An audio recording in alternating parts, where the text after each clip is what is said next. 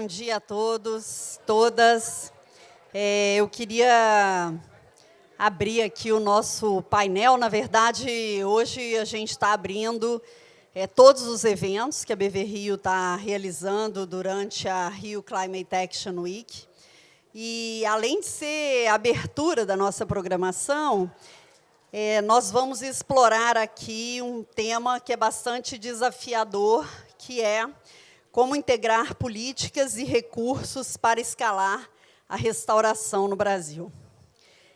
A BV Rio é uma instituição dedicada a promover instrumentos financeiros para a proteção ambiental e desenvolveu, em conjunto com o FBDS, CSF e FGV, um plano estratégico para desenvolvimento sustentável, inclusivo e em larga escala no Brasil. É o Planaflor, que busca implementar o Código Florestal. Entre seus objetivos, contribuir com a meta de 12 milhões de hectares, que está prevista no Planaveg e nos compromissos climáticos brasileiros, né?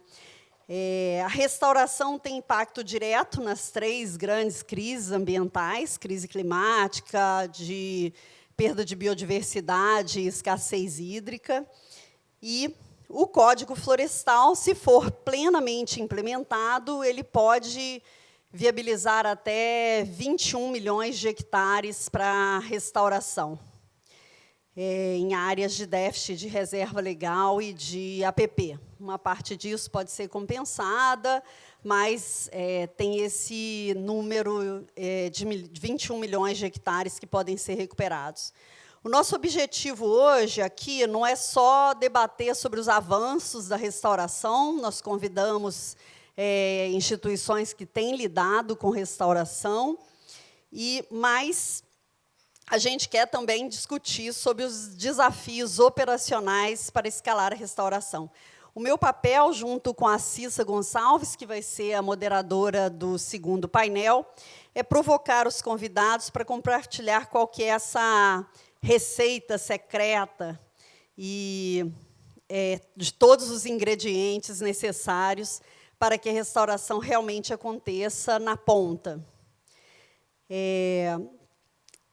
São milhares de hectares que a gente precisa transformar em milhões de hectares a serem restaurados. Então, eu vou convidar os painelistas para compor a mesa.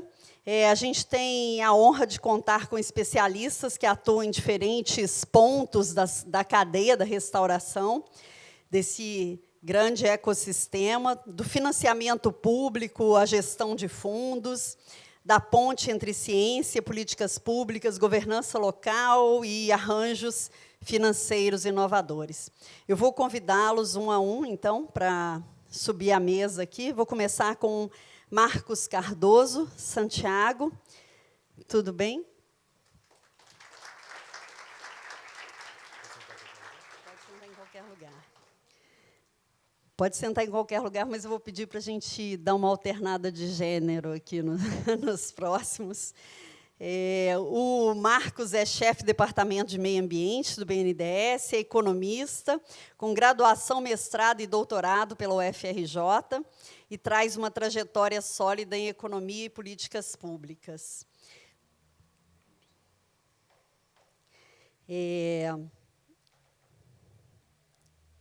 Desculpa. Hoje está à frente de programas de financiamento ambiental do banco, como o Floresta Viva e o Restaura Amazônia, que estão abrindo caminhos aí para escalar a restauração. Gostaria de convidar, em seguida, a Rosa Lemos de Sá, secretária-geral do Fumbio.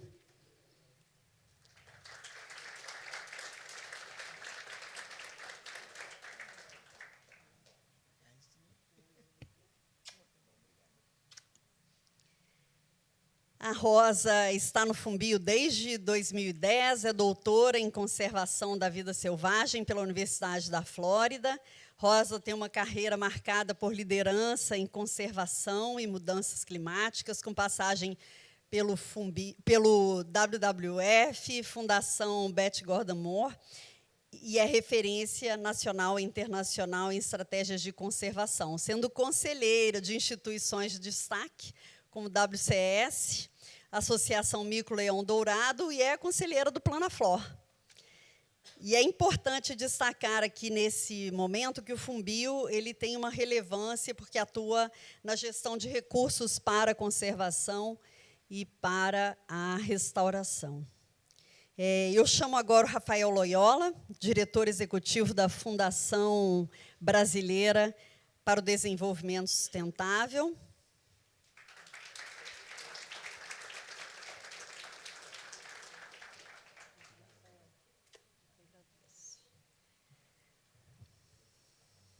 O Rafael é biólogo, doutor em ecologia, autor de mais de 200 artigos científicos e, nos últimos anos, vem atuando de forma estratégica no terceiro setor, conectando ciência, políticas públicas e setor privado para promover soluções sustentáveis com impacto real positivo. Convido também Alberto Lopes, do Instituto IBAM, Instituto Brasileiro de Administração. Obrigada, Alberto.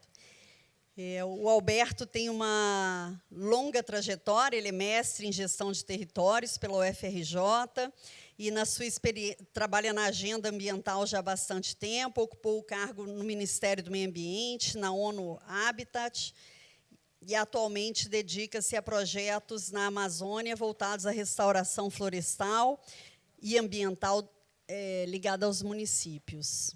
E, por fim, é um prazer convidar Viviane Figueiredo.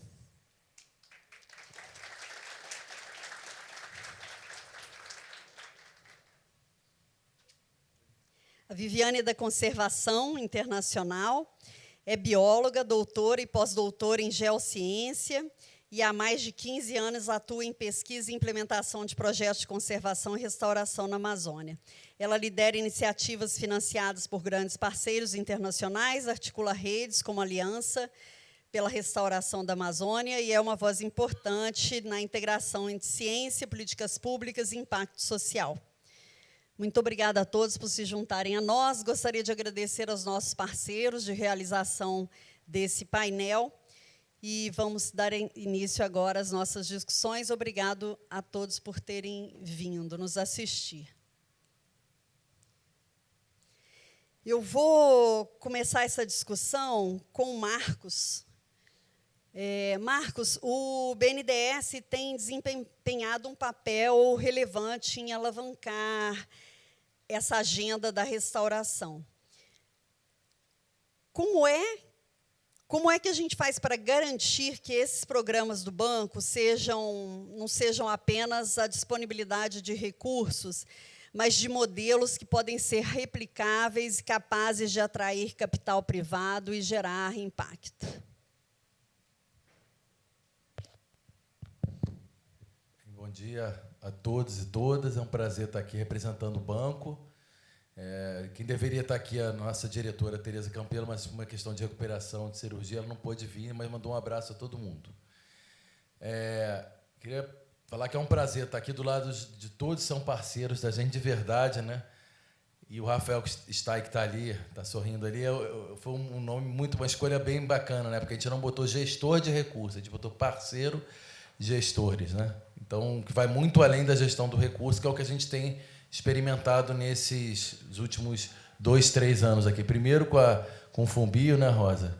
Lá com o Manel, com a Manu, com a Clarissa, com a equipe toda, Pablo e tal, que mobilizar recursos. Isso é um modelo que veio sendo trabalhado ao longo de anos com o banco, né? Tradicionalmente, o banco submetia projeto a projeto, né?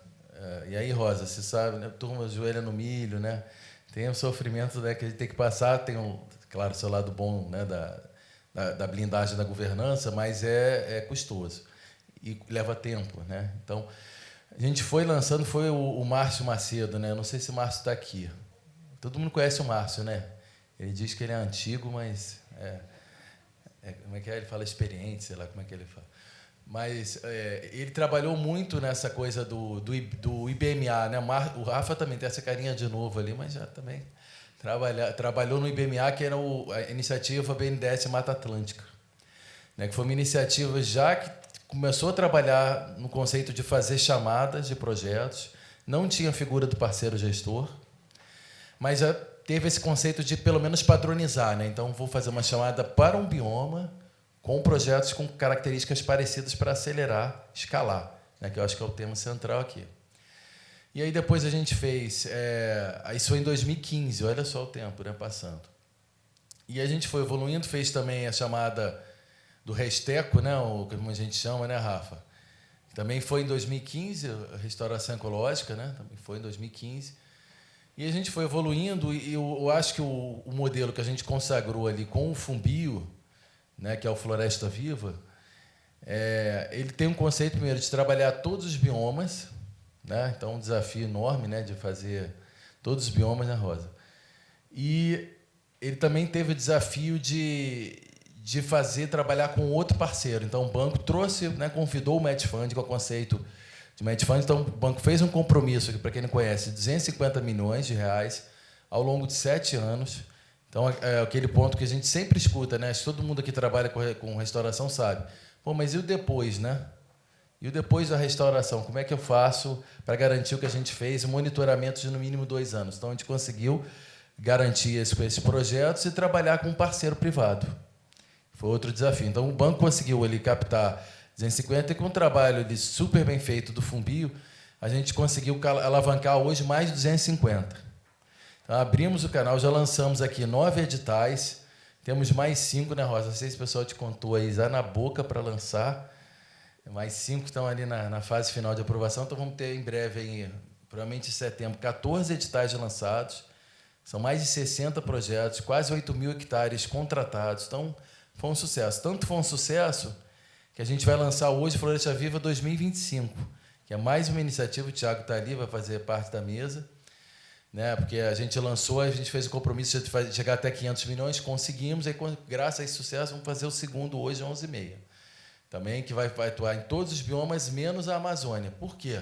Porque a gente tem o Restaura Amazônia, que aí temos aqui nossos parceiros, né, da FBDS, Rafael, Alberto, Paulo, Vivi, Ludmila, aí vou esquecer o nome, né? Mas também tem trabalhado muito intensamente com a gente, e lá a gente lançou já 9 editais também. Lá a gente pega o arco do desmatamento que a gente está atuando, né, que vai desde o Acre até o Maranhão. São 9 estados. A gente já colocou no chão, como eu falo, 400 milhões de editais. A procura tem sido imensa, gente. Assim, eu não imaginava. A gente tem em foco aqui unidades de conservação, assentamentos, terras indígenas e os pequenos proprietários, até 4 módulos fiscais, né? Hoje a gente disponibilizou 500 milhões, né? Somando aqui com 50 milhões da Petrobras, que é a nossa parceira ali. O que está chegando de demanda, a gente lançou o primeiro edital de unidade de conservação, já escolhemos os projetos, vamos anunciar em breve.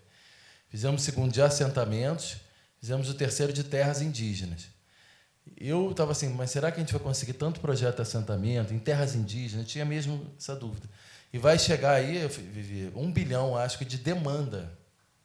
E bons projetos, assim, estava lendo, né, eu li alguns projetos de assentamentos, bons projetos também. Então, mostra que a gente tem capacidade, sempre tem que trabalhar, né? O Thiago sempre me lembra, Marcos, tem que capacitar para a gente ter outros Fumbios, outros CIs, outra FBDS, outro IBAN, ou pelo menos, né, não nesse tamanho, mas que a gente consiga construir isso, que é um dos desafios, já respondendo aqui. Mas o outro desafio é botar isso no chão, né? E acho que a gente está conseguindo, tem gente capacitada, então... eu acho que eu respondo a sua pergunta assim, da replicabilidade, né? Começamos com Floresta Viva, o Restaura Amazônia também já é uma realidade, tem o Floresta Viva 2. E com isso a gente consegue dar celeridade e trazer, somando os 2 programas aí, R$1 bilhão não reembolsável para a agenda, né? Então, eu acho que estamos conseguindo engajar aí o pessoal e fazer.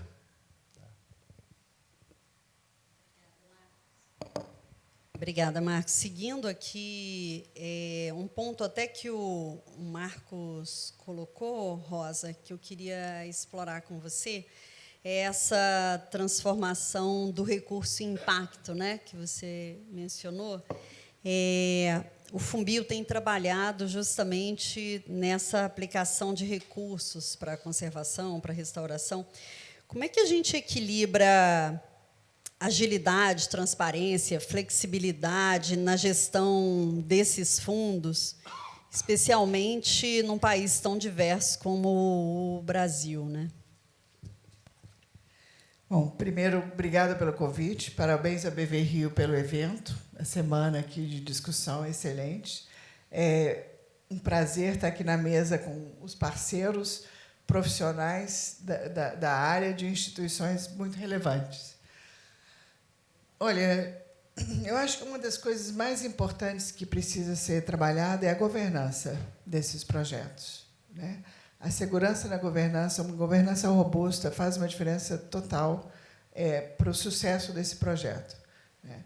E é isso que o Fumbio vem trabalhando esse tempo todo. Nós construímos a governança junto com o parceiro doador, com o parceiro político, muitas vezes ministérios ou instituições de conservação do Brasil. E o maior cuidado no desenho dessa governança é que assegura a aplicação correta desse dinheiro que vai trazer o resultado na ponta, né? Quanto mais estruturada essa governança, mais confiante essa governança, melhor é o resultado dos seus projetos e da aplicação do recurso. E é muito natural que, ao longo do tempo, tem oscilações, né, e alternâncias políticas e econômicas que afetam a governança desses projetos. Mas, se nós mantermos uma governança robusta, isso não interfere no resultado do projeto. Nós temos um exemplo muito forte aqui de um projeto que foi decidido cancelar o projeto. E eu tenho contra a minha religião devolver dinheiro de doação. Então, nós conversando com os doadores, por a gente ter uma relação de longo prazo, de confiança, e ter sempre nossos processos bem transparentes e bem organizados, nós conseguimos alterar o escopo do projeto, ou focar o projeto no escopo que foi aceito. O projeto não foi cancelado, é um projeto de restauração. Todo o recurso, 7 milhões de euros, foram investidos em restauração da Mata Atlântica, que é super relevante, e nós conseguimos aplicar 100% do recurso. Então, assim, a governança é chave para que os projetos consigam trazer os seus resultados. E não é uma governança fixa, sem flexibilidade. A flexibilidade de poder negociar, conversar e convencer os seus parceiros, tanto doadores quanto governos que promovem essas iniciativas, faz uma diferença enorme nos resultados, né? Nós temos uma parceria excelente com o BNDES, que começou em 2010, no lançamento do Fundo Amazônia. O Fumbio teve um dos primeiros projetos aprovados no Fundo Amazônia, que foi o Programa Áreas Protegidas da Amazônia, que vocês nos financiaram. Depois tivemos também o Caiapó e agora o Floresta Viva. Então, já tem uma longa data aí, de experiência de parceria. E o Programa ARPA é um dos melhores exemplos de governança segura e de resultado garantido, né? É um projeto que foi anunciado em 1998 pelo presidente Fernando Henrique, foi assinado em 2002 e ainda executa, né? Tem 23 anos de execução. Passou por 7 presidentes, 7 cargos, eleições presidenciais e governos também. O projeto inclui os 9 estados da Amazônia, então tem essa governança, mais de 10 ministros de meio ambiente, e pela sua robustez na governança, o projeto nunca foi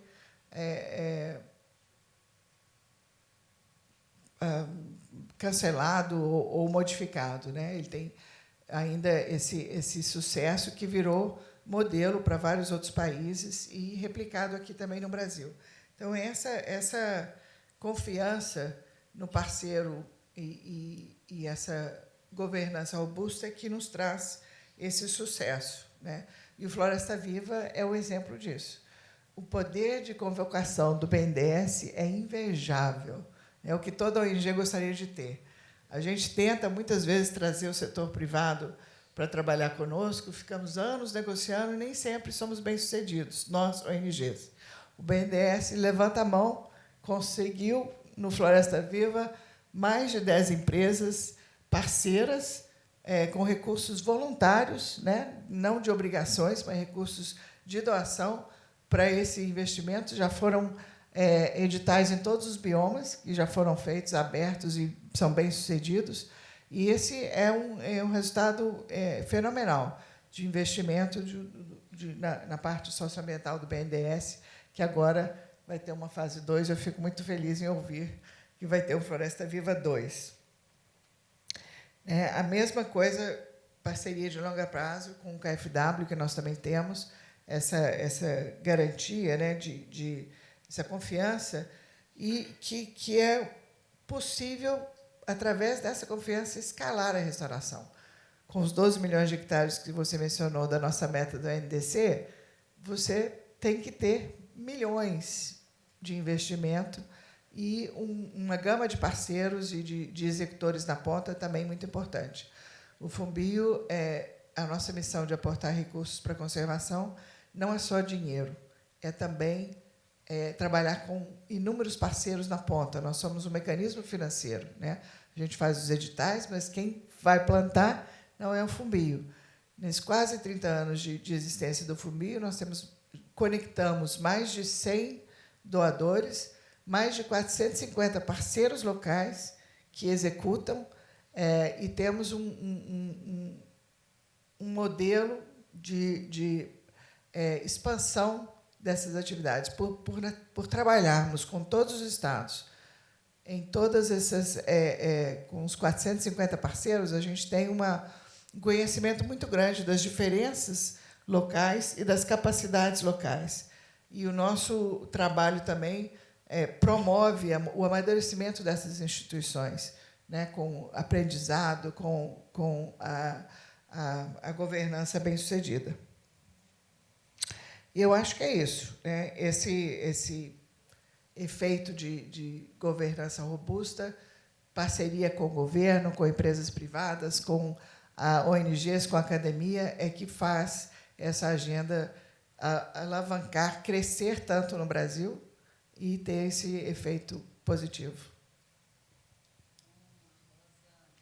A Rosa começou a revelar aqui os ingredientes secretos do pastel de angu. O pastel de angu era uma comida que tinha lá em Viçosa, que saiu até no Globo Rural, porque a pessoa não revelava de jeito nenhum, e agora um monte de gente começou a imitar, né? Tem no Brasil inteiro, ninguém faz igual aquela primeira pessoa que fazia lá em Viçosa. E aí eu vou, então, passar para o Rafael esse restante da conversa aqui, Rafael. Você vem da academia, né? O FBDS tem essa questão das ciências, e a Rosa falou em governança, falou em não é só dinheiro, né? O Marcos falou dos hectares, tal. Como é que a gente transforma essas métricas da restauração, principalmente aí as questões relacionadas a carbono, biodiversidade, em métricas atrativas para o setor privado? Tem uma fórmula aí também, algum outro ingrediente para a nossa receita? Legal, Roberta, obrigado. Prazer, adorei a referência, assim, passou para o mineiro, né, depois do pastel de angu, então foi bom. O de Viçosa é bom, o BH também tem bons pastéis de angu, se vocês não comeram ainda. Primeiro, agradecer assim, o convite da BV Rio para coorganizar aqui, encontrar com os parceiros nossos do Restaura, do banco, com tanta gente boa aqui. Fazia tempo que eu não via, muito bom encontrar vocês. Eu acho, assim, tentando costurar um pouco da Rosa e do Marcos, esse recheio aí desse pastel de angu, acho que vai passar por ciência, eu não poderia falar diferente pelo meu background, e pela FBDS, que há mais de 30 anos, é uma organização que conecta a ciência com política pública e com economia, né? Isso é um pouco da minha carreira também. Então, assim, eu acho que, primeiro, tem um ingrediente desse pastel que é ciência, tem um outro que são as finanças e como é que a gente faz isso funcionar, e tem um outro que é a política pública, né? Eu tendo a ver, e tenho dito, que esse caminho da escalada da restauração, ele tem níveis diferentes, né? Ele tem um nível macro aqui do financiamento, do que a gente está olhando, como é que está fazendo, e tem lá na ponta, né? Com a base, com a associação, com quem está fazendo, com as comunidades, com os assentamentos, com os indígenas, de quem, de fato, vai colocar aquilo para funcionar. A Fundação, até por ser parceira do Restaura, a gente está olhando mais de cima, né? De como é que está organizando essa escala da restauração. E eu tenho dito que, para mim, isso é um caminho, né, que a gente segue. E aí, para usar a lógica do caminho, esses 3 pontos, para mim, são isso. A gente tem que ir para algum lugar, e quem vai dizer que lugar é esse, qual que é o melhor caminho, como é que a gente vai chegar, é a ciência. A gente tem que estar ancorado nisso, né? Depois, tem que conseguir andar nesse caminho, que é basicamente um motor, como é que a gente chega lá, qual que é o combustível que tem, e isso é finança. Alguém tem que pagar a conta, a gente precisa fazer isso acontecer. E, para fazer tudo isso, tem que ter uma estrada, né? Essa estrada, para mim, é o papel da política pública, é o governo, é a estruturação por onde a gente vai por um caminho seguro. Então, assim, começando pela ciência, que é de onde eu venho, eu acho que é bastante claro para quem é da área, para quem tem uma formação nisso e estuda isso, que a gente tem soluções diferentes para a restauração, e muitas, né? E restaurar não é só plantar árvore, cobrir de verde, né? A gente está falando de restaurar o ecossistema, restaurar funções, recuperar a biodiversidade, trazer serviços ecossistêmicos como polinização, recuperação de solo. Agora, essa conversa é muito fechada, né? Para quem está na academia, ela é bastante clara. Quando você vai conversar com investidores, com tomadores de decisão, isso não é bem o caminho. Então, acho que a ciência é esse GPS que fala assim, olha, a gente precisa chegar num caminho de impacto, né? A gente tem que lembrar que tudo isso está acontecendo para, no final, a gente ter ecossistemas saudáveis que garantem resiliência climática, que vão aguentar o tranco do que a gente mesmo tem causado no meio ambiente e, no meio do caminho, vão oferecer benefícios para nós mesmos, né? Seja de conforto, de proteção ou de produção. Mas tem que traduzir isso para um economic case, para o financiamento, né? Então, falar que você restaurou 10 hectares é uma coisa. Dizer que você restaurou 10 hectares e que isso significa X% de redução de risco de perda de água, Y% de recuperação de polinizadores com impacto na produção agrícola, ou que a gente vai ter um X% de carbono estocado e esse carbono depois pode ser monetizado, acho que começa um papo de uma outra conversa e é muito o que eu tenho visto, né? Uma tendência de acontecer uma tradução mais clara dos conceitos da biologia, da conservação, da ecologia para o mundo financeiro. E a gente vai começar a ouvir coisas que o pessoal do mercado financeiro, do sistema financeiro, dos bancos entendem, né? E esse pessoal só vai entrar, os investidores, quando você tiver um alinhamento ali de uma outra linguagem. Eu acho que, por mais consciência ambiental que tenha, toda vez que eu converso com alguém do setor financeiro, o que eles querem falar comigo é sobre risco e retorno, não querem falar de biodiversidade. Então, não adianta dizer que é muito biodiverso ou que tem muitas espécies, etc. A gente tem que, e é o que está acontecendo, ter uma narrativa que mostra que a biodiversidade, por exemplo, é um seguro para um possível colapso que a gente pode ter na cadeia de suprimentos, né? Então, é um hedge para, se a gente perder a cadeia de suprimentos, se aquilo colapsar, se a gente não conseguir produzir, a biodiversidade é o que tampona aquilo, é o que segura as coisas funcionando, né? Então, acho que tem uma certa mudança de discurso, de tradução da ciência para o mercado financeiro. E aí começam a aparecer coisas que hoje a gente tem dito muito. Tá? Aí você tem crédito de carbono, né? Mecanismos financeiros para fazer essa restauração acontecer. Crédito de biodiversidade, pagamento por serviços ambientais, securitização de ativo ambiental, para a gente entender que os serviços ecossistêmicos podem ser uma garantia para a resiliência de sistemas produtivos, né? E começar a a monetizar isso e pagar por isso, entender que isso tem um valor e que a perda disso é muito pior, né? Como a gente tem muito mais aversão à perda do que a possibilidade de ganho, entender que perder esse serviço significa muito custo lá na frente vai fazer muita diferença. Então, para mim, você tem a ciência como esse GPS e as finanças como um motor da coisa, que faz acontecer, né? Quando a gente faz essa tradução, é como se estivesse colocando um combustível nesse motor, e aí o motor vai para frente, você tem tração, começa a ganhar escala. Agora, também não vai adiantar de nada se a gente não tiver uma estrada boa, né, para andar. E aí eu acho que o governo, o Estado, a política pública tem um papel único, que é de dar estabilidade para isso. Estabilidade, segurança, garantia de que a gente tem normas que são claras, né, que a gente tem programas desenvolvidos, que esses programas conversam, né, que a gente tem NDC alinhado com o Planaveg 2.0, que está alinhado com os mecanismos financeiros que a gente tem para alavancar o que está previsto na meta dos programas. Então, quando tem um alinhamento da política pública com os mecanismos financeiros guiado pela ciência, eu tendo a ver um caminho mais claro disso acontecer. De novo, aqui em cima, né? Depois isso vai percolando, porque quando o BNDES faz os editais com a gente, e a gente seleciona uma organização que lá na ponta vai fazer, é porque isso já aconteceu, né?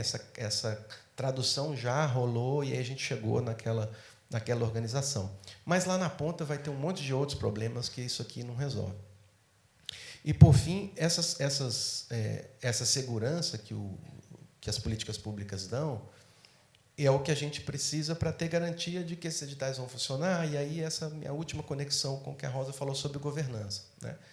Existe uma questão muito séria. Não adianta nada a gente montar todo esse arcabouço, envolver a academia, envolver o setor financeiro, envolver a sociedade civil e o governo. Em algum momento, numa guinada de visão, as coisas se desmontarem. Então, essa governança, como é que está amarrado, e, de novo, a importância da política pública traduzida como um elemento do governo, né?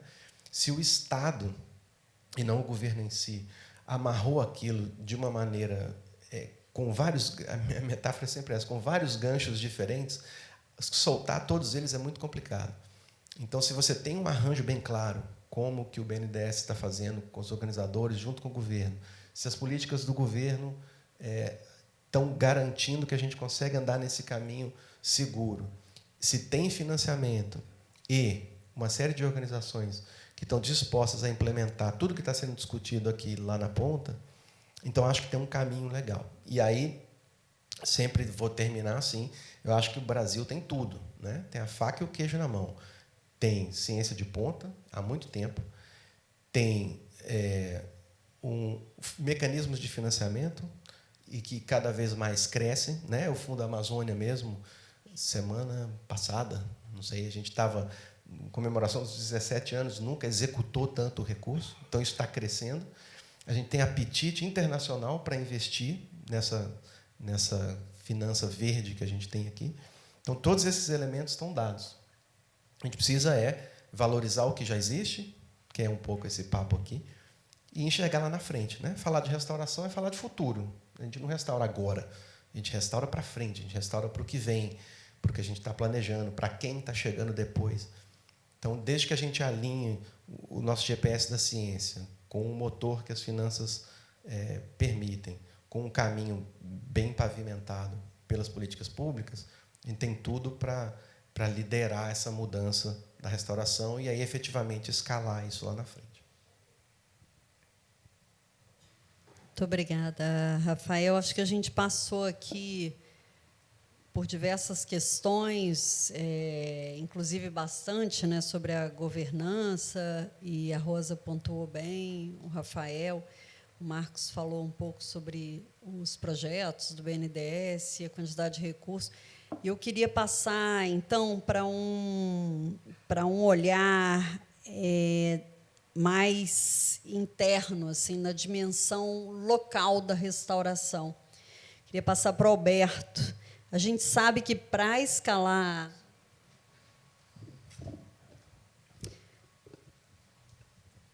A gente sabe que para escalar a restauração, não só a restauração, todas as políticas públicas, mas nosso foco aqui hoje é a restauração, é essencial envolver atores locais, os municípios, e nesse arranjo aí de governança, né? Quais os arranjos locais que podem ajudar a superar as barreiras de implementação da restauração? Bom, primeiro, bom dia a quem ainda não dei bom dia. Agradeço em nome do IBAN o convite da BV Rio e me juntar aqui a parceiros com quem a gente está trabalhando intensamente. Todos aqui têm alguma coisa a ver com o que nós estamos fazendo no IBAN nesse momento, BNDES, os parceiros FBDS e SCI, que são parceiros do Restaura com o BNDES, e com o FUNBI, um projeto importante que nos dá capilaridade para chegar na sua questão, com 70 municípios daquilo que era o arco do desmatamento, que hoje nós chamamos de arco da restauração, com muito carinho, né? Então, eu acho que é justamente essas experiências que nós estamos, no momento, envolvidos, que nos dão alguns insights, né? Nos animam a seguir nessa linha que a própria Roberta nos propôs já na organização do evento, que é de tratar das lacunas e de como ela chamou, os gargalos da restauração. Bom, nós temos andado bastante aí pelo Brasil, pelos dois projetos que eu mencionei aqui, o Restaura e o Floresta Mais, e nós vamos tendo algumas ideias, né? E que vêm justamente na linha do que é o objetivo dessa nossa discussão, desse nosso debate. Nós pensamos em propor algumas coisas, né? Nessa linha de fortalecer essa governança e essa capilaridade do projeto. 70 municípios num arco de 250 já é bastante coisa. E nós estamos chegando lá. Nós estamos muito próximos com um projeto que nós temos com o FUNBI. Nós estamos, pouco a pouco, chegando com vários especialistas, treinando gente para monitorar, aprender a fazer monitoramento, aperfeiçoar suas técnicas de preservação e de controle do desmatamento e dos incêndios florestais. Então, o que a gente queria propor, eu talvez já tenha tratado disso com alguns colegas que estão aqui, mas queria propor de uma forma mais organizada, seriam iniciativas que vão na linha de 4 componentes. Podemos pensar num projeto único com 4 componentes. Primeiro, nós precisamos conhecer melhor essa cadeia produtiva da restauração. Sempre que a gente fala de restauração, os viveiros aparecem como o mais óbvio, né? Porque tem muita visibilidade. Eu mesmo visitei alguns em Rondônia, visitei o famoso viveiro Floresta, lá do governo do Acre, que tem laboratório, inclusive, na sua produção de muda, tem uma série de estudos científicos que são feitos lá, e trabalho científico, você tem que entrar com roupa especial, com máscara, etc. Então, o que eu acho que a gente não conhece bem é a extensão dessa cadeia. Nós não classificamos essa cadeia, não sabemos ainda quais são os seus componentes, quais são e a distribuição geográfica dessa cadeia também, que seria um segundo projeto. Então, primeiro, mapear essa cadeia e, segundo, olhar a geografia dessa cadeia. Por que eu estou falando isso? Porque eu creio que existe uma demanda de restauração, o BNDES sabe bem disso, o MMA sabe bem disso, e os próprios projetos que vão sendo propostos para a gente, em editais aos quais a gente concorre, eles partem de alguns debates e algumas bases de informações que mostram onde são as áreas prioritárias para restaurar, seja unidade de conservação, assentamentos do INCRA, ou agora, no terceiro edital que nós lançamos, as terras indígenas. Então, nós precisamos olhar essas áreas onde está a demanda para a restauração e aproximar a oferta da restauração com essa cadeia produtiva que existe de alguma forma, ela está em algum lugar, mas precisamos mapear isso e melhorar, e ir além. O Getúlio Vargas fazia uma coisa na década de 30 que era fantástica. Ele organizou o território brasileiro. O mal bem numa ditadura, mas os resultados estão aí. Eu não queria entrar nesse detalhe, mas nós precisamos voltar a olhar o território brasileiro do ponto de vista da sua organização, né? E precisamos também, aí vai na linha um pouco do que o colega Rafael da FBDS falou, Nós precisamos valorar isso. Qual é o valor dessa cadeia produtiva? Qual é o PIB que a restauração está produzindo? Quais são os valores tangíveis e intangíveis que esse esforço, essas iniciativas de restauração que nós estamos fazendo, eles podem gerar, até para a gente conseguir juntar argumentos para se contrapor a quem desmata. Porque sempre, eu trabalhei 2 anos no Ministério do Meio Ambiente, sempre que batiam na gente, vinham com números. E a gente não tem esses números de uma forma muito consistente para se contrapor e dizer, olha, o que a gente está fazendo também vale tanto, né? A restauração tem um PIB que é esse. Então, esse é um outro projeto. E esse esforço de melhorar essa geografia da restauração passa por algo que nós estamos fazendo agora com o Fumbio, que eu falei dos 70 municípios. Nós estamos instalando escritórios de governança em 70 municípios do arco da restauração. Treinando gente, estive agora em Sinop, em Mato Grosso, juntamos pessoas de vários municípios, tem outros colegas aí pela Amazônia também fazendo a mesma coisa. Então, nós estamos instalando escritórios.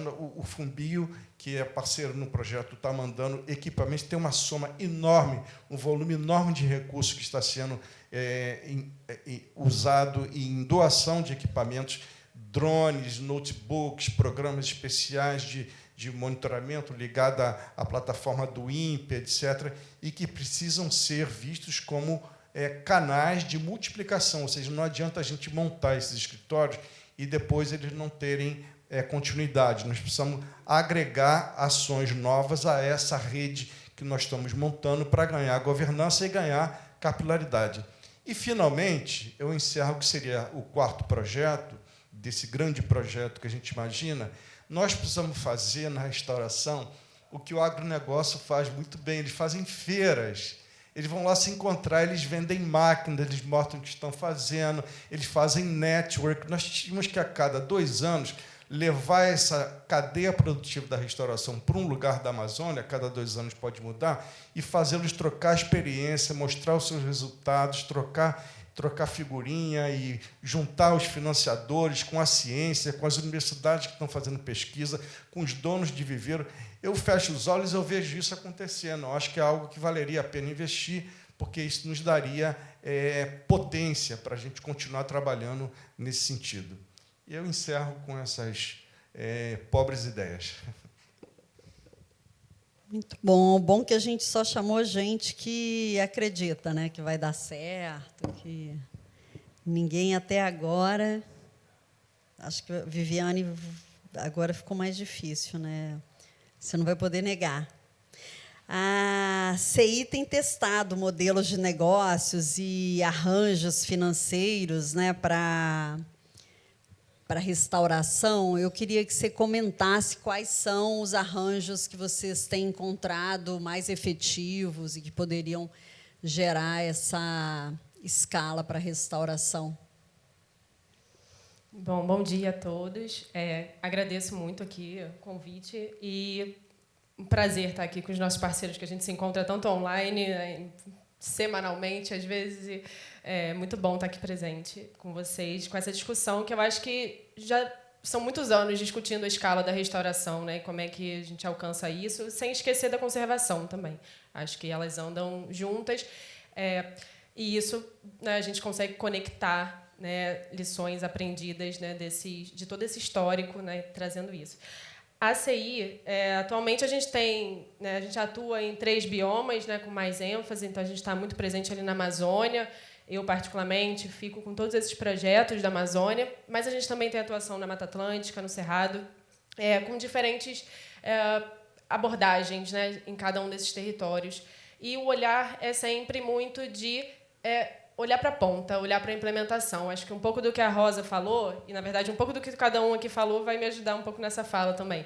A Rosa trouxe a questão da capacitação, né, das organizações. E isso é um trabalho que a gente faz através dessa gestão de recursos, né, de forma técnica, de forma financeira. Então, a gente olha para a ponta e capacita, né? A gente tem essa oportunidade de pegar organizações, né, de ter essa parceria através dos editais do BNDES, né, que a CI tem aí 2 editais, 2 projetos grandes, com mais de 6.000 hectares previstos. E a gente olha para esses parceiros locais e a gente chama de parceiro também, porque a gente entende que é um fortalecimento que vai dar sustentabilidade para a cadeia. Então, a partir do momento que eles estão ali estruturados, né, seja tecnicamente, seja em gestão de um projeto, em gestão das ações no campo, né, quando a gente leva essa capacidade, a gente está promovendo, né, e gerando organizações locais que vão estar possibilitando novos projetos, novos alcances, mais hectares por organização. Então, eu acho que isso está dentro da escala também que a gente está querendo, né, ter organizações fortalecidas nos territórios. E a gente, com esses editais do BNDES, quando a gente olha para áreas de assentamento, terras indígenas, nossa, isso vai com certeza acontecer muito. Então, a gente vai ter aí uma leva de organizações mais estruturadas para atender a toda essa demanda e metas aí do Planaveg, né, 12 milhões que está aí, todo mundo está tatuado aí para apoiar esses 12 milhões de hectares, né? Então, mas além dessa etapa de implementação, que é onde a gente atua muito forte, né, a gente também tem um papel importante em política pública a nível nacional e subnacional. Então, a CI atua, tem um projeto grande na Amazônia chamado Paisagens Sustentáveis da Amazônia, que é um projeto de política pública para apoiar a estruturação e implementação em 4 estados da Amazônia. É um projeto, né, do GEF, então tem ali também em outros países da América do Sul, visando essa parte de política pública. Então, olhando para a conservação e para a restauração, regularização fundiária, né, apoio a PRAs. Então, isso também dá escala. Então, a gente tem trabalhado muito em sinergia, porque ações independentes e pontuais, ações individualizadas, elas limitam essa escala. Então, quando você tem uma política pública alinhada e acompanhando a execução no campo, é ela que vai dar essa sustentabilidade para a restauração quando os projetos acabarem, porque os projetos têm duração de 4, 5 anos. A gente vai sair desse território ou a gente vai renovar com novas atividades, mas alguém tem que estar ali para acompanhar, para dar esse apoio, para dar assistência técnica e extensão rural. Então, a política pública ela tem esse papel, né? E a gente, fortalecendo esse olhar também, consegue garantir essa restauração, mas também dar essa sustentabilidade para a floresta que a gente quer que fique em pé. A gente não quer passar o resto dos nossos anos só restaurando. A gente quer, a partir de algum momento, conservar, né?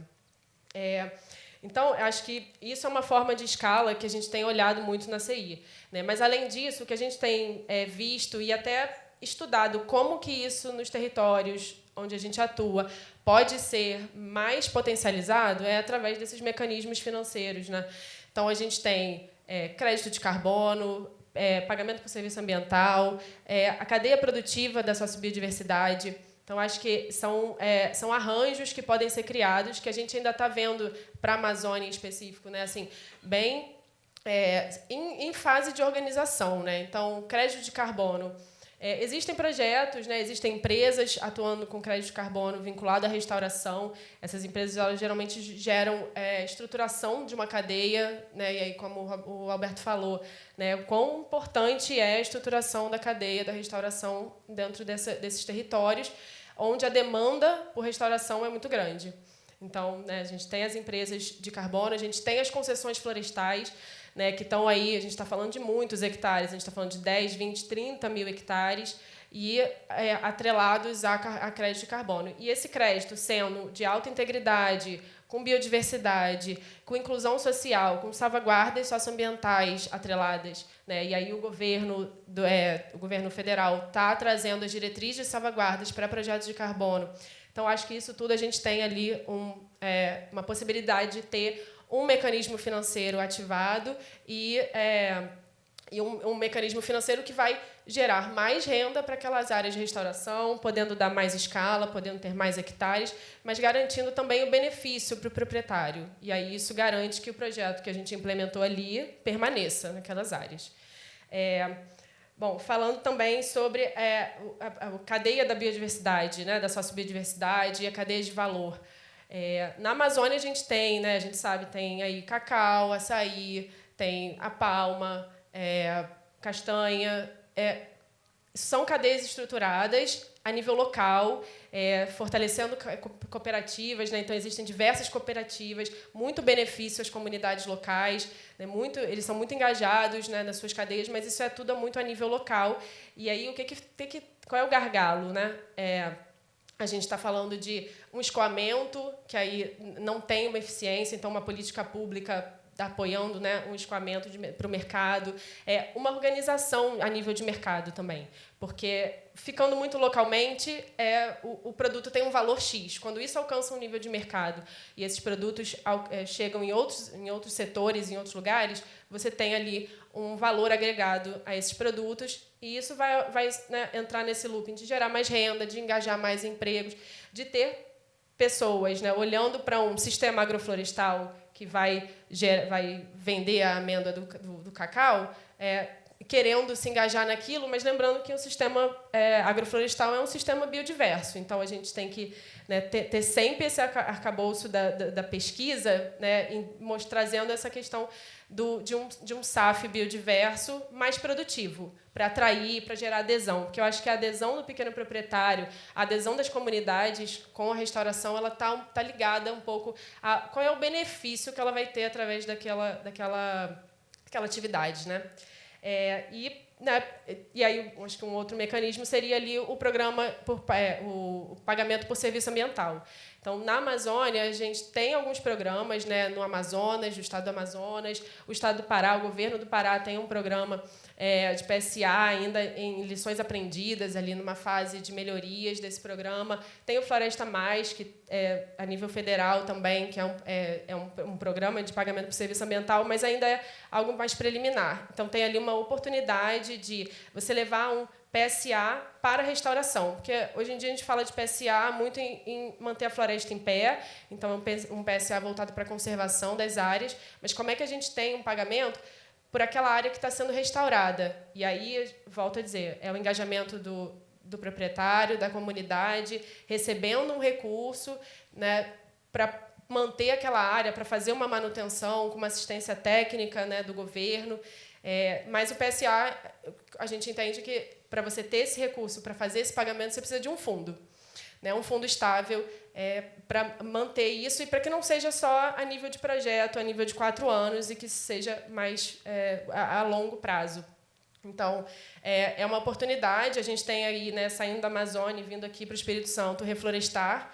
É um programa super bem estabelecido, são aí mais de 10 anos, né, 17 anos aí de lições aprendidas, onde hoje o programa tem muitos hectares, muitos proprietários rurais engajados com pagamento por serviço ambiental para conservação, para restauração, para implementação da restauração com assistência técnica. Então, acho que pegar esses mecanismos e pegar esses bons exemplos, né, discutir, botar na mesa, e como é que a gente pensa isso para outras áreas, outros biomas que têm tantos desafios, que têm passivos enormes, é super importante. Acho que, para direcionar aqui minha fala final, trago um pouco do olhar de território. Eu acho que o Rafael mencionou esse evento do Fundo Amazônia, né, 2 semanas atrás, em Manaus. Foram os 17 anos olhando o passado, né, lições aprendidas, e olhando o futuro, o que a gente pode melhorar, pensar na execução do Fundo Amazônia. E muito do que foi falado ali, né, e muito do que a CI e outras organizações parceiras também entendem, é essa organização territorial dos projetos, é a organização territorial dos atores e do recurso. Então, trago aqui os coletivos biomáticos multissetoriais, né? Eles têm um papel que a gente pode entender como diversos atores que estão dentro de cada um desses coletivos. E aqui eu estou falando do Pacto pela Restauração da Mata Atlântica, do Araticum, no Cerrado, tem a Rede Sul, no Pampa, a RECA, na Caatinga, Pantanal, tem o Pacto, e na Amazônia, né, que a Conservação Internacional faz parte do Conselho Estratégico, na Aliança pela Restauração da Amazônia. Então, a gente olhar para esses coletivos e usar o conhecimento, usar os atores que estão ali engajados, as experiências ali, é multissetorial. Então, a gente está falando desde a ponta, desde da associação indígena, do viverista, até o governo do Estado, passando por empresas que trabalham com restauração. Então, olhar para eles, né, e ter essa visão de território, né, formando ali paisagens de restauração, onde você tem uma catalisação de iniciativas, né, olhando qual é o lugar. Aqui tem lacuna para restauração, aqui tem cadeia restaurada, não tem, aqui tem financiador, tem os atores já capacitados ou precisa de capacitação, a gente consegue ter uma atuação mais inteligente dentro desses territórios, né? A aliança está criando um hub de inteligência estratégica para atuar diretamente com isso, né? Com olhar esses territórios, essas paisagens emblemáticas, territórios da restauração, e apoiar esse direcionamento de recurso de forma a dar escala, a potencializar e a criar multiplicadores também, que aí a gente, né, consegue trazer esse arcabouço essa ideia da escala, da restauração de fato, né? Porque estamos aí com esse grande desafio. Muito obrigada, Viviane. Acho que esse ponto dos atores da restauração, a gente até vai tratar um pouco no próximo painel. Já fica a pergunta para a Alessandra, que está aqui nos assistindo agora, de como é que você envolve aí todos os atores locais e essa geração de informação. Mas, já que eu comecei a perguntar para a plateia, eu queria saber se alguém tem alguma pergunta para os nossos painelistas. Se tiver, por favor. Valfredo, fique à vontade. Está chegando o microfone aí para você. Obrigado. Foi ótimo todas as intervenções aí, tudo que foi falado aí, excelente. Eu tenho uma preocupação muito grande com essa questão da restauração e, particularmente, com relação ao projeto Restaura Amazônia. O Rafael mencionou que nós estamos com... Agora que entrou. O Rafael mencionou que nós estamos com a faca e o queijo de Minas na mão, não é isso, Rafa? Porque os mineiros estão dominando aí esse evento, né? A maioria aí é mineiro. Mas, e eu acho que você tem razão, nós temos a tecnologia, a ciência, a tecnologia, nós temos políticas públicas adequadas, nós temos financiamento, porém, aí vem o porém que eu queria endereçar à Rosa, ouvir a experiência dela. A minha grande preocupação é com relação às cadeias de suprimento, Rosa.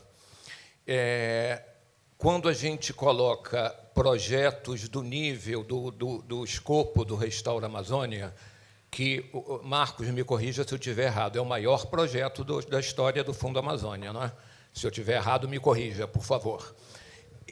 Então, quando você vê a magnitude desse projeto, me preocupa muito a cadeia de suprimento. A nossa visão preliminar do que nós temos disponível lá na Amazônia mostra que nós não temos fornecedores de sementes, de mudas, de qualidade, em escala adequada para a amplitude desse projeto.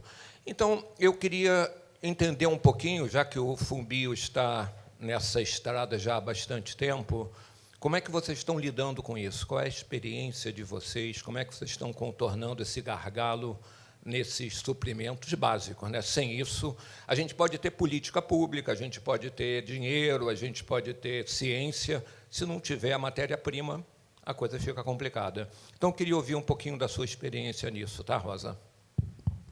Obrigada pela pergunta, bastante relevante. A gente vem falando já há muito tempo da cadeia da restauração e os projetos que a gente apoia apoiam essa cadeia, né?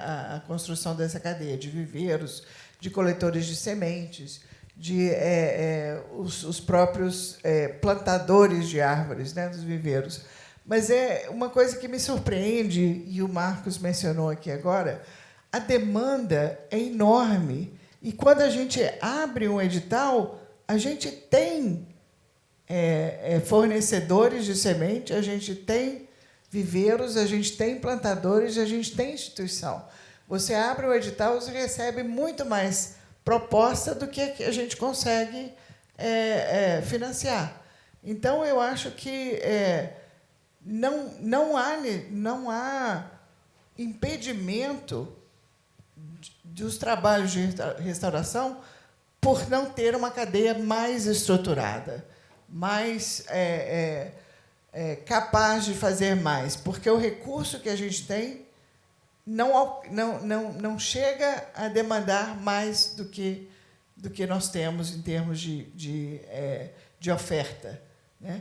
Então, quando a gente lança um edital, o Marcos falou aqui, mencionou, um edital de demanda muito maior do que a oferta de recurso para a restauração. Então, nós não atingimos ainda esse patamar de eu tenho recurso e não tenho semente, e não tenho viveiro, e não tenho restauração, porque os projetos também fomentam essa cadeia. Eu acho que eu gostaria de chegar um dia de ter dinheiro sobrando, digamos assim, de não ter projetos, ter um recurso enorme e não ter quem faça o projeto. Isso significa que a gente está com um volume de recursos suficiente. E talvez aí sim tenha um problema de cadeia, mas ainda não chegamos nesse ponto. Obrigada, Rosa. Está vindo um microfone aqui na frente, por favor.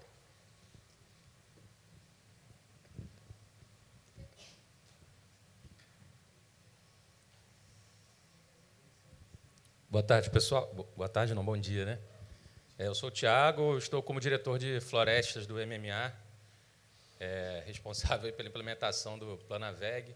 Eu queria reagir só quanto à cadeia de suprimento, assim, e fazer propaganda, né? É bom fazer propaganda. Fizeram um pouco de propaganda da política nacional, então falo também aqui. Mas assim, eu acho que a gente não pode esquecer que aqui a gente tem presente a Sociedade Brasileira de Restauração Ecológica. Fazendo uma propaganda, hoje, o maior banco de dados sobre a cadeia produtiva, sobre essa cadeia de suprimentos, é da Sociedade Brasileira. A Alessandra está aí, uma das diretoras, que é a Vitrine da Restauração, que é uma plataforma que você consegue, logicamente, é uma plataforma que é autodeclarada, né, a cadeia se autodeclara, mas ali a gente consegue entender e espacializar no Brasil, onde tem rede de sementes, viveiros, implementadores, assistência técnica, pesquisa, política pública, está tudo ali. Acho que a gente tem ferramental já para tomada de decisão, inclusive.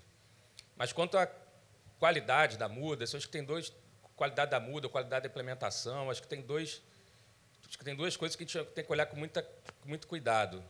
Uma, o Marcos já falou, eu bato nessa tecla o tempo inteiro, a gente precisa profissionalizar essa galera. Restauração, a galera não está fazendo mais só por amor, a galera está cada vez mais sofisticada. Então, assim, se a gente quer que um viveiro produza com qualidade e com quantidade, a gente tem que profissionalizar. Se a gente quer que uma organização local saia de 10 hectares ano para 100 hectares, 200, 300, a gente tem que profissionalizar. E profissionalizar, a gente não está falando, eu não falo aqui só de ter mais, estou vendo aqui Taruim do W, Viviane, não, acho que não é, a gente precisa de pessoas, mas a gente precisa de organizações fortes, assim, locais fortes. E aí poderia para ser novos parceiros gestores, mas para serem também implementadores de qualidade, inclusive para conseguirem fazer parte de uma nova cadeia, de um novo ecossistema, que está entrando com o ecossistema do carbono, que pode gerar uma nova cadeia da restauração, a revelia de todos os projetos que a gente tem nessa cadeia, que vem de recursos não reembolsáveis. Então, assim, bato na tecla, a gente precisa profissionalizar essa galera. E profissionalizar é olhar a instituição, visão de futuro dela, gestão administrativa, gestão financeira, gestão de pessoas. Eu acho que esse é um ponto. E o segundo ponto também que eu acho que está travando um pouco, e aí, enquanto política pública, lá a gente tem discutido muito, é uma instrução normativa, não sei se vocês conhecem, falar a famosa IN17. Essa IN17 também, para quem é viverista e para quem é coletor de semente, ela dá uma travada, né, no processo, porque ela coloca a espécie nativa no mesmo patamar de uma espécie cultivar, né, de produção agrícola. E a gente está, nesse momento, junto com o MAPA, discutindo uma nova IN, para, além de isentada, todas as condições para aqueles coletores de sementes, para aqueles viveristas, para que eles possam ter fôlego e conseguir gerar mais produção a partir de uma segurança jurídica para isso. Mas é isso. Obrigado.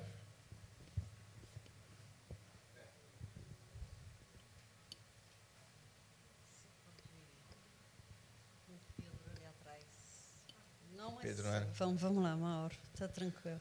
Não, queria fazer só umas brevíssimas colocações. Eu vi que duas os participantes da mesa, foi bom que eles tocaram em alguns temas diferentes, cada qual do seu jeito, mas um que me chama a atenção foi o que o próprio Alberto e a Viviane tocaram no tema, que é do território.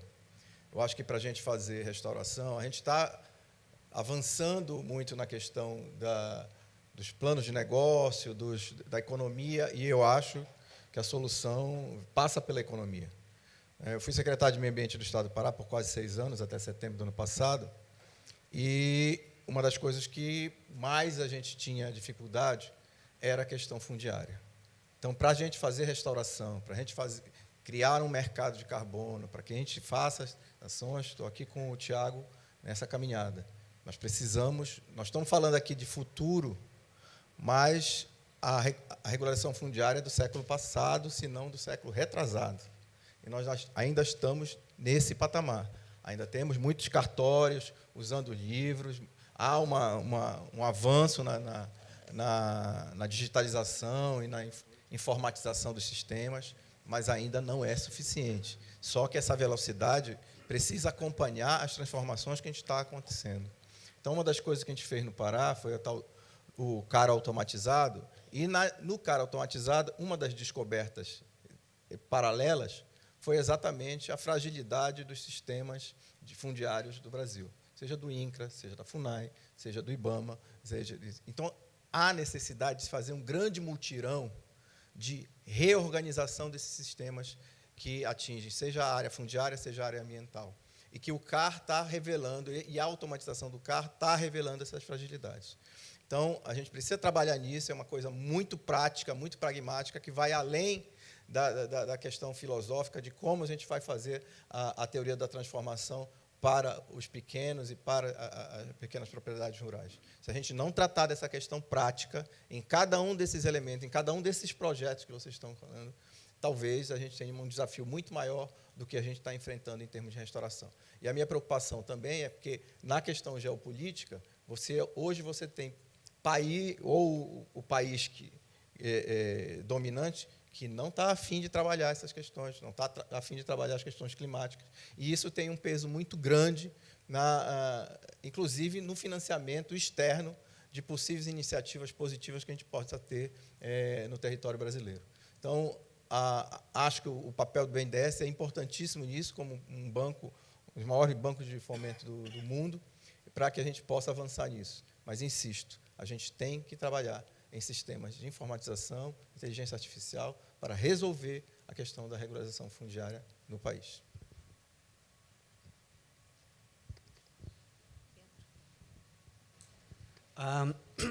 Eu sou Pedro Moura Costa, do BVRI. Eu queria insistir um pouco nos desafios, né? Que às vezes a gente vê uns painéis assim, todo mundo muito otimista, mas, quer dizer, um dos títulos, no título está ali, né? Oportunidades e desafios. E Rosa, eu vou insistir num ponto que você fez que me surpreendeu. Quer dizer, uma das nossas premissas é de que uma grande barreira ao restauro de larga escala é exatamente falta de material de plantio, de viveristas e tudo mais, na escala necessária. A gente está falando se são 12 milhões de hectares. Eu me lembro, conversando com o Beto Mesquita, quando trabalhava com a gente, como é que a gente vai fazer? Não tem muda. Então vamos usar muvuca. Aí foi lá procurar muvuca, capacidade de produção 50 hectares por ano, quer dizer, uma coisa completamente incompatível com a demanda, com a necessidade de fazer uma coisa em escala. Mas você disse que toda vez que você abre um edital, você tem assim, aparece tudo do nada, e isso me surpreendeu. Então, é verdade? É na escala necessária? Quer dizer, por favor, elabora um pouco sobre isso, Rosa. Não, Pedro, talvez o Maurício queira continuar aqui. É um pouco no mesmo sentido, mas de uma maneira muito simples e pragmática. Oportunidades, desafios, tem gargalos, não tem gargalos. Quer dizer, a gente está falando de 12 milhões de hectares. E a gente ouviu aqui, quer dizer, desde o dinheiro que está chegando, com os desafios, a estratégia na ponta, como é que fica o arco da restauração. E vimos valores, né, e perspectivas de mais valores. Eu queria entender onde nós estamos em termos de hectares e qual é a perspectiva ou visão de cada um de vocês quando nós vamos chegar nos 12 milhões, onde estamos, qual é a perspectiva, porque, inclusive, a própria divergência, eu acho que pode ter a ver com a questão de em que momento estamos, onde é que o gargalo vai, onde é que o sapato vai apertar. Isso eu queria ouvir um pouco. Obrigado, Maurício. Eu acho que os dois, Pedro e Maurício. Eu acho que vocês tocaram no ponto certo. Assim, não é que a gente tem, hoje, eu não tenho uma cadeia para restaurar 12 milhões de hectares, de jeito nenhum. Mas eu também não tenho dinheiro. Eu não tenho recurso. O recurso disponível hoje não atende a demanda de projetos. A nossa experiência, quando a gente abre um edital, eu tenho muito mais propostas do que eu consigo financiar. Isso com um projeto do tamanho do Floresta Viva, que é o maior no Brasil. Nós temos uma restauração, o Fumbio já apoiou mais ou menos 30, 35 mil hectares de restauração. Isso não é nada comparado com os 12 milhões, com o que a gente precisa. É escala, mas não tem recurso hoje. Se você falar que eu tenho recurso para bancar 12 milhões de hectares, não vai ter cadeia. Mas não tem esse recurso, não está disponível. A gente está, com esses editais, quando você apoia, nós apoiamos os coletores de sementes, nós apoiamos viveiristas, nós apoiamos capacitação de instituições para fazer restauração. Mas é um processo lento, porque o recurso não existe. 12 milhões de hectares, gente. Nós já investimos milhões em restauração e a gente tem 30 mil hectares, que é um sucesso. Mas são 30 mil diante da necessidade de 12 milhões. Então, assim, não é só a falta da cadeia estar preparada para os 12 milhões. A gente não tem investimentos suficientes para bancar esse. Só pegar um rápido complemento, acho que foram ótimas as provocações. A gente não está bem longe do milhão, a gente está no milhar ainda, né? Assim, bem verdade. Mas a gente vai chegar lá. E a cadeia, ela responde à demanda, gente. E a demanda ela não pode ser sazonal, ela tem que ser contínua, consistente. O caso do Rio de Janeiro, acho que responde isso bem, né? O Telmo me falou, Marcos, uma época aí que a gente teve uma demanda, ele respondeu, apareceu viveira, dá com pau. Depois sumiu a demanda, eles sumiram, né? Desestruturaram. Então, acho que o nosso papel é isso, né? E o carbono, a gente tem uma responsabilidade, eu acho, todo mundo, de trazer o carbono para o pequeno também, para o não reembolsável também, gente. É difícil, é complexo, mas garante permanência ao trabalho, muito além dos 2 anos que a gente vai fazer aqui. E assim, mas o carbono... Não, o carbono é nosso também. Entendeu? O crédito é nosso, a gente está fazendo um trabalho. Então, isso aí garante a permanência e garante a demanda contínua, né? Então, assim, por exemplo, o Fundo Clima, hoje a gente tem R$1 bilhão, né, de recurso do Fundo Clima. Isso vai ajudar. Estamos implantando lá os projetos. Me lembro, só para terminar, a Mombac falou que estava implantando um projeto dela, Mãe do Rio. Aí você sabe de onde eles estavam trazendo a muda? Lá da Apoio Agroflorestal, que fica em São Paulo, em Avaré. Senão é a distância que você tem, sem contar a poluição que você vai levar, um caminhão refrigerado caríssimo. E aí conseguiram, né? Eu falei, a gente conseguiu um pertinho, o pessoal falou. 600 quilômetros daqui, mas é melhor do que comprar de São Paulo. Então, assim, a rede, eu falo assim, é coisa do otimismo, né? Se a gente conseguir continuar nosso trabalho, escalar, eu acho que a gente vai garantir que o pessoal se anime, né, e continue implantando viveiros aí para frente, né? E aí a inquietação, já entrego aqui, a inquietação do Valfrida é essa, né? Porque a gente tem esse papel dos milhões e ainda não está vendo a cadeia acontecer, né? Mas ela vai acontecer.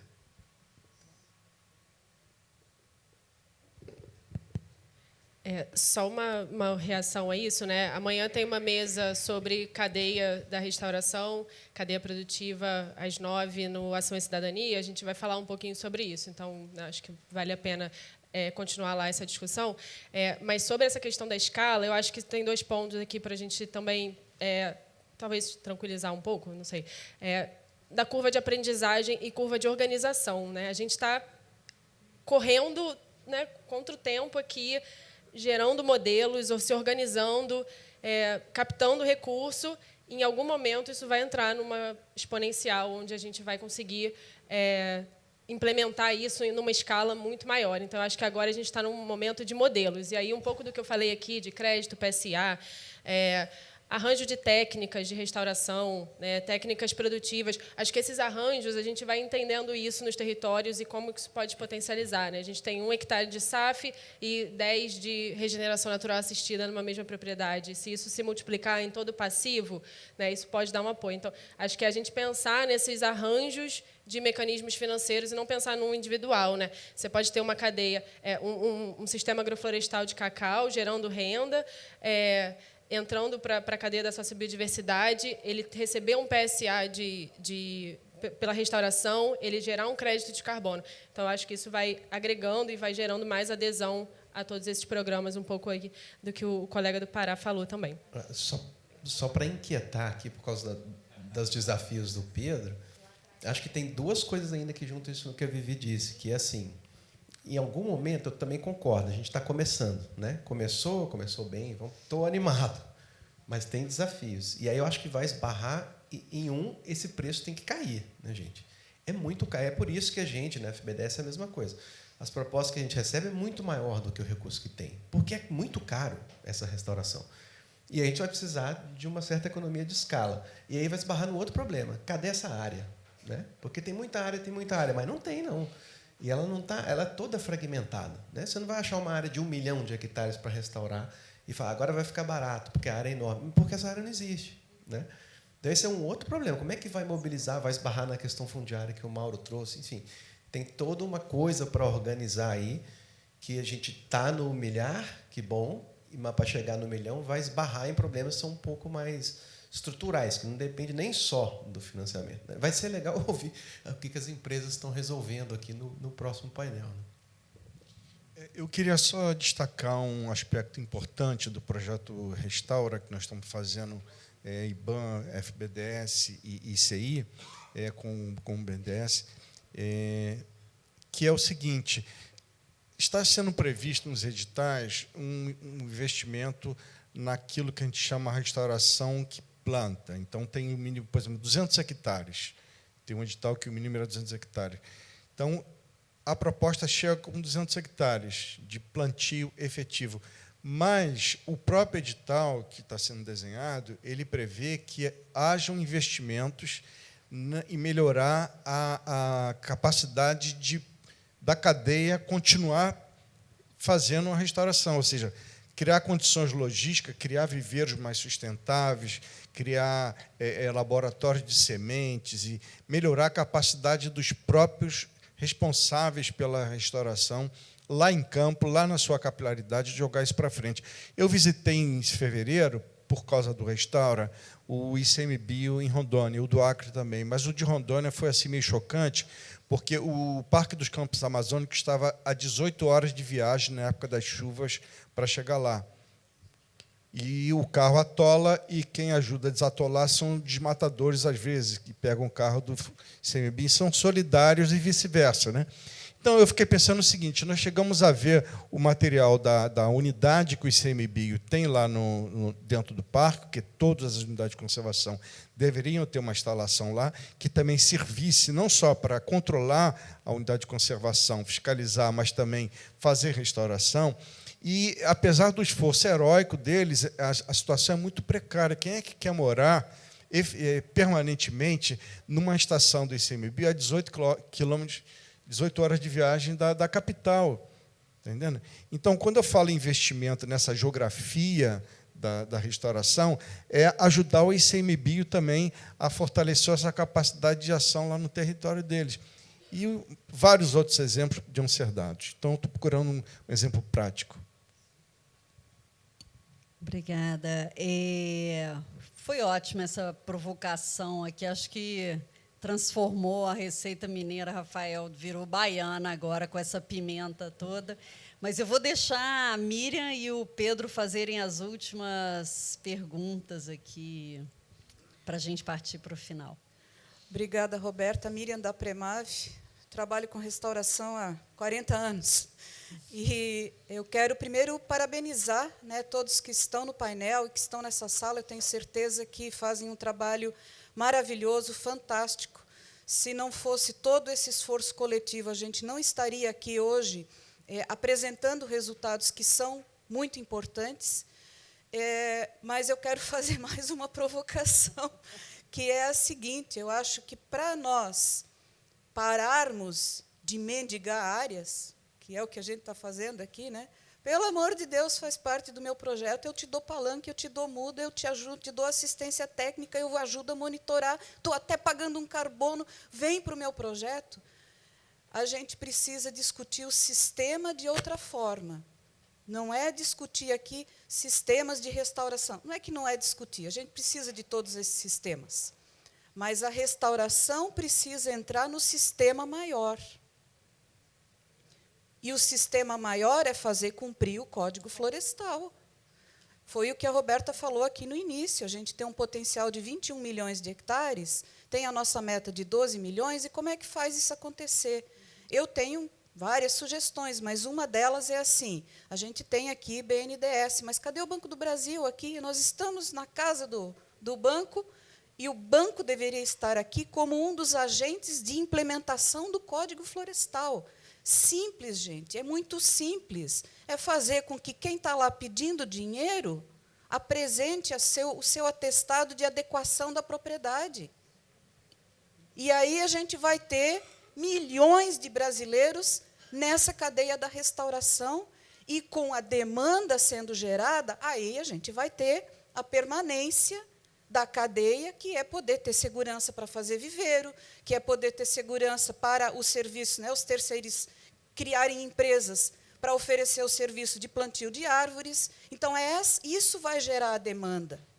E aí nós aqui que estamos, né, há anos e anos trabalhando com isso, nós temos as soluções, porque a gente sabe que para uma paisagem X a gente vai usar enriquecimento, para a paisagem Y a gente vai usar plantio de árvores, para Z é regeneração natural. E a gente sabe fazer isso com excelência. E aí, falando só um pequeno exemplo de um projeto que a gente teve em conjunto com o BNDES, a importância da governança que se falou aqui, né, de você ter a possibilidade de discutir dinâmicas diferentes, de mudar, às vezes, um pouco um critério ou um conceito. Eu lembro que eles chegaram lá na Premave: quantas mudas vocês precisam para restaurar os 320 hectares lá? X mudas. E quanto isso custa? Aí, não é por aí, porque a gente quer fazer deste projeto uma revolução também no viveiro da Premave. Nós queremos que vocês nos ajudem a fazer a modernização do viveiro. Mas isso é difícil, o Márcio está aqui, se ele não vai me deixar mentir sozinho. Né? Mas isso é difícil, isso é complexo. Aí a gente conseguiu. Não, vamos lá ver. Então vamos fazer. Mas o BNDES só pode ajudar com isso. Tudo bem, a Premave dá o restante e a gente faz a modernização do viveiro, porque isso precisa ficar para os próximos projetos. Então, tudo que se falou aqui é extremamente importante. E a gente tem essas soluções para quando o grande sistema resolver entrar, de fato, na restauração. Aí a gente vai dar a escala. E talvez é nesse sentido que a gente tenha que unir as nossas forças. A gente faz o quê? Bate lá no presidente Lula. Pelo amor de Deus, Lula, vamos fazer um negócio nacional aqui, uma bolsa restauração, para que toda pessoa que pegue Pronaf, junto, receba um incentivo para fazer um quintal florestal com as mulheres. Sabe, são programas desse tipo que a gente precisa para que a restauração tenha escala. E aí a gente vai entrar com a solução.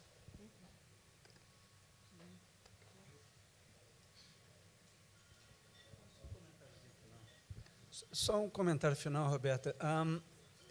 O que a Miriam estava falando de juntar o restauro com o cumprimento do Código Florestal, que a gente falava já há mais de 10 anos, que faz todo sentido, né? A área tem. Agora, só um comentário com relação à fonte de recursos, né, que a Rosa mencionou. Eu não tenho dinheiro para isso. E eu acho que é hoje uma grande expectativa que mercados de carbono vão conseguir financiar até metade disso. Não vai acontecer. Não vai ser por aí. E só lembrar, a gente precisa de outras soluções. Quer dizer, foi o objetivo do Planaflor, quando a gente criou, era primeiro um diagnóstico de quais são as demandas, as necessidades, depois ajudar a pensar nas soluções. A gente está entrando numa próxima fase do Planaflor agora, acho que há mais 3, 4 anos. Agora, só lembrando, no passado, no início dos anos 70, você teve o programa FISET. Através do FISET, a gente plantou o quê? 7, 8 milhões de hectares. Tudo de eucalipto, tudo bem, mas houve um grande esforço de plantar, né, plantações florestais numa escala semelhante ao que a gente precisa agora para plantações ecológicas. Então, sei lá, a gente tem que pensar em novas soluções. Esse papel de novas soluções é nosso, né? O Pedro e o Maurício estão aí para provar que a BV-Rio tem essa capacidade de apoiar nesse tipo de solução. Eu queria agradecer, eu não vou deixar vocês comentarem os últimos comentários, porque a gente já tem um coffee break servido, e eu queria agradecer a cada um dos painelistas por compartilhar as experiências e reflexões. Acho que ficou claro aqui que a restauração não é um prato mineiro, porque tem mais ingrediente do que tempero baiano, né? Tem aqui políticas públicas, recursos financeiros bem estruturados, ciência aplicada, capacidade institucional e local, modelos de negócios que levem benefícios às comunidades. E tem o Código Florestal, que, como eu comecei, a Miriam muito bem colocou, assim, esses 21 milhões de déficit, eles estão em imóveis que precisam se adequar ao Código Florestal. Eu acho que a implantação do Código Florestal é essencial para escalar a restauração. E essa integração desse conjunto de ingredientes aqui que pode transformar a restauração em um movimento sustentável e de longo prazo no Brasil. E é essa receita que queremos levar adiante com escala, impacto e permanência. Muito obrigada a todos.